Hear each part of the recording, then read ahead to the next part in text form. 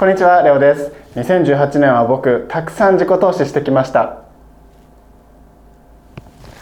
散財ではなくて自己投資だというからには、きちんと費用対効果を見て今後の改善につなげていくべきだと思うんですね。結構今年はお金を使いましたし、1年の締めくくりとして今年お金を使ったものの費用対効果を検証すると皆さんのお役にも立てるんじゃないかなと思って、今日はそんな動画にしたいと思います。今年を振り返ってみると、僕が悩んで購入したものって15個あるんですけど、まずはそれを3つのグループに分けてみたのでご覧ください。モザイクがかかっているのが特に投資対効果が高かったもの、黄色が購入前の期待通りに機能してくれたもの、そして青がまだまだ割に合っていないなというものです。黄色と青に関しては動画の後半で少しずつ説明していきたいと思うんですけれども、この表で満足だっていう方は結構長くなりますので、その部分スキップしていただいても構いません。それではモザイクがかかっている部分、特に費用対効果が高かったものについてご説明していきたいと思います。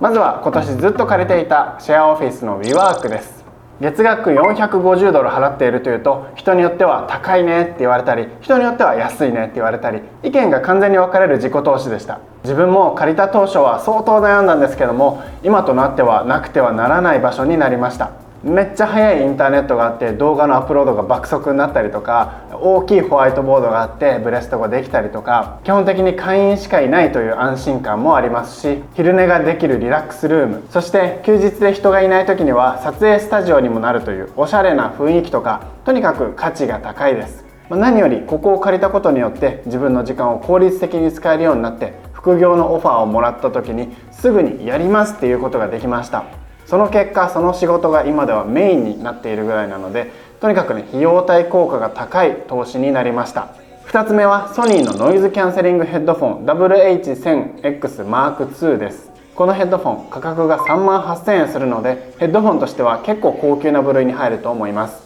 僕は音楽の音質ってそんなにこだわらないタイプなんですけども、それでもこのヘッドフォンを購入したのはノイズキャンセリング機能が素晴らしかったからです。一度友達が持っていたこの同じヘッドフォンの Mark I の方を貸してもらって、ノイズキャンセリング機能を使ってみたところ、ものすごい感動して自分もその後継機種を買いました。この1年間仕事中に集中したい時とか気分を変えたい時に非常に役に立ってくれました。想定外に便利だったのが、基本は Bluetooth ヘッドフォンなんだけども、必要に応じて有線も使えるという点です。8割方 Bluetooth で使っているんですけれども、動画を編集する時には Bluetooth だとラグが気になりますので、そういった時に有線を使っています。というわけで、いつもこのヘッドフォンを有線で使う時のためのケーブルは持ち歩いています。仕事にも趣味にもフル回転してくれているので、本当にしてよかったと思える投資です。今はこの機種のさらに後継機種が出ていますので、もし気になる方がいればそちらを一度お試しください。次に紹介したいのが iPad Pro の 12.9 インチと Apple Pencil 2、そしてスマートフォリオのキーボードなしのカバーです。Apple Care を含めると合計で20万円を超える投資なので、結構な金額になりました。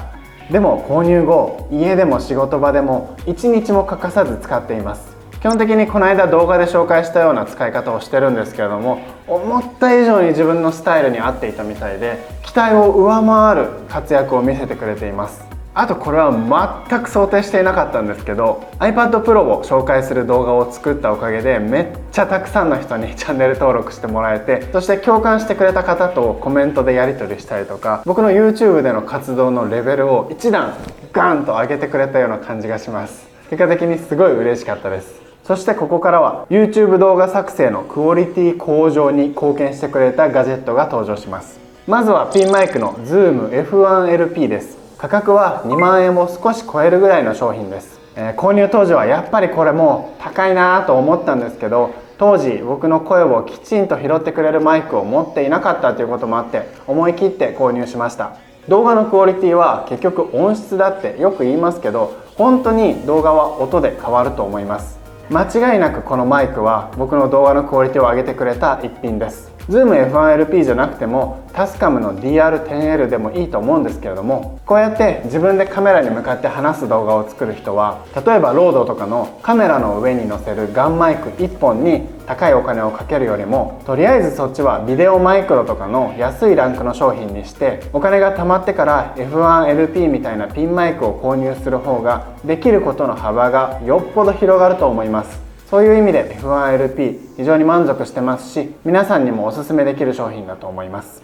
動画は音だというものを広く取ると、音楽もその中に含まれると思います。僕は今年エピデミックサウンドを契約したことで、想像力の幅がこれもめちゃくちゃ広がったような気がします。エピデミックサウンドは小規模なクリエイターであれば月額15ドルを払うことで3万曲の音楽ライブラリーと6万個のサウンドエフェクトを使えるようになるという月額定額制のサービスです。これも僕契約する時はすごい悩みました。僕エピデミックサウンドを契約するまでの動画にはサウンドクラウドとか YouTube で著作権フリーの音源を探してきて、それを利用していました。なのでそれを利用したら別にお金払わなくても動画作れるじゃんって思っていたので悩んでいました。だってタダで使える音楽もあるわけですから、月額15ドルとはいえ有料になるっていうのは自分にとっては贅沢なんじゃないかな、そんなに自分には必要かなっていうふうに思っちゃいますよね。でも自由に使える曲が3万曲もあるっていうのは自分が考えていた以上のインパクトがありました。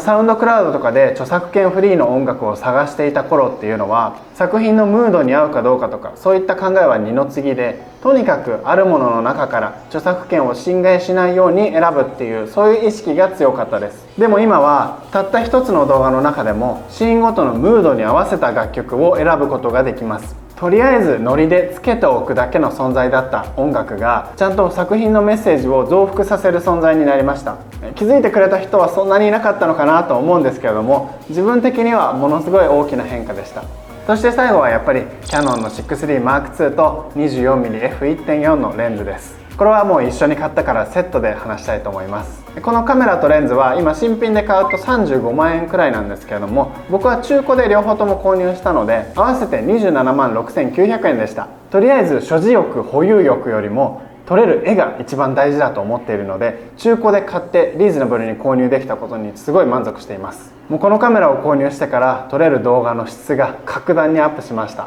まず単純にそれまで使っていたカメラよりも性能がいいので普通に撮ってもうまく撮れます。なんかうまく撮れるから自分も気持ちがいいのでどんどん努力します。そうするとちょっとずつですが自分の腕が上がってきて、それがだんだんスキルとして自分の身になっていく感じがします。要するにクリエイティブのいいスパイラルができました。ボケ感とか映像の透明度とか温かみとか、それまでメインで使っていたコンデジとはやっぱり違いますし、それは動画を見てくれている人が一番分かってくれると思います。やっぱりフルサイズのカメラとか最上位ランクのレンズとかってそれなりの値段がするだけあって、それなりのクオリティを出してくれるんだなということを心から実感した1年でしたという感じです。全部で6個買いましたけれども、これ全部商品としては心からおすすめできます。実際ここまで紹介したものは全部週の半分ぐらいは何かしらの形で利用していて使用頻度も高いです。自分のライフスタイルに合ったバッチリの抜群の投資ができたと思います。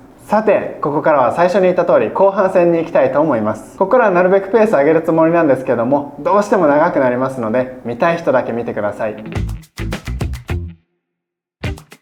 まず MacBook Pro 13インチも僕の動画の質向上に貢献してくれたガジェットで超重要です。毎日使っていてこれがないと生きていけないし、仕事にも使っていますので 100% 満足しています。ただ物的にこれまでもずっと使ってきたパソコンですし、前もスペックは弱かったんですけども MacBook Pro を使っていたということで、良くも悪くも事前の期待通りっていう感じです。逆に事前の予想をいろいろ超えてくれたけども、その全てが地味だったのが Apple Watch です。前にも動画で言ったんですけども、本当にその全てのメリットが地味なんです。買っちゃった以上僕にとってはなくてはならない存在なんですけれども、もしもともと持っていなかったとしても生きるのに不自由はしないと思います。自分へのプレゼントとか誰かからのプレゼント、誰かへのプレゼントということであればすっごいおすすめしたいと思うんですけれども、カツカツの状態で買うものではないですね。地味シリーズの最たるものが Mac 版と iOS 版のタスク管理アプリ OmniFocus です。 Adobe のようなクリエイティブ系のソフトウェアではないにもかかわらず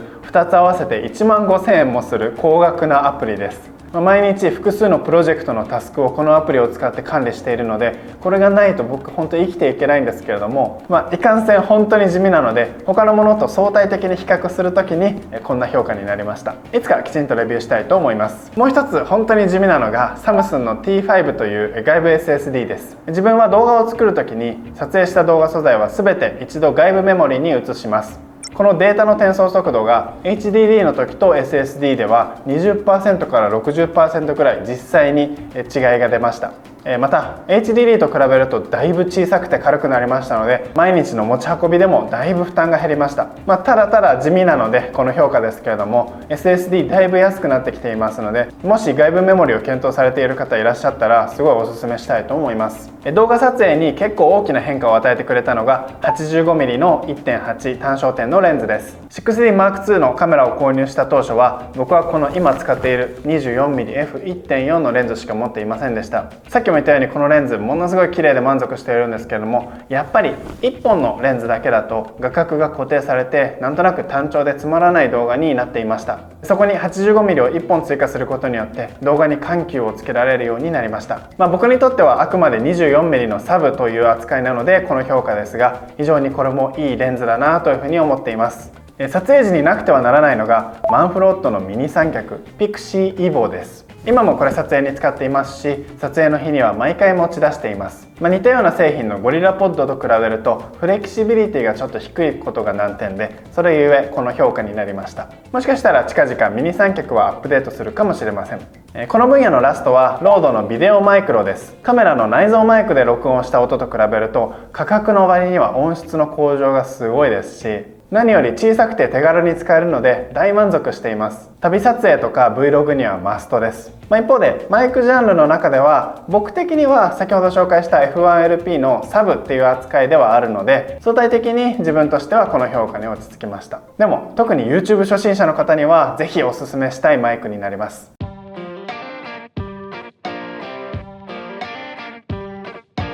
はい、このジャンルの商品について話す前に注意点なんですけども、決して悪い商品だとは思っていません。ただただ使用頻度が低いっていう感じです。まずは GoPro Hero 7 Black です。正直買う前から分かってはいたんですけども、この商品の機能が半端ないっていうことはよくよく分かっていて、その魅力に惹かれたわけなんですけれども、一方で自分のスタイルの動画としてどの場面でどうやって使おうかっていうアイデアがなかなか思い浮かばないまま見切り発車で購入してしまいました。案の定今のところあんまり使いこなせている気がしません。やっぱりフルサイズのカメラと GoPro を混ぜるってなかなか難しいですね。ただ救いもあって、僕12月にリゾートへの旅行を計画していますので、その時に大活躍してくれる予定です。12月1月になりましたら、そういった GoPro で撮影した旅ブログ、そしてもちろん 6DMark2 で撮影した旅ブログも更新しますので、そちらの方もぜひご覧くださいね。そして最後はマンフロットの B フリーの三脚です。正直これはもっと使うと思っていました。本当にこれも商品に不満があるわけではないんですね。軽いし頑丈だし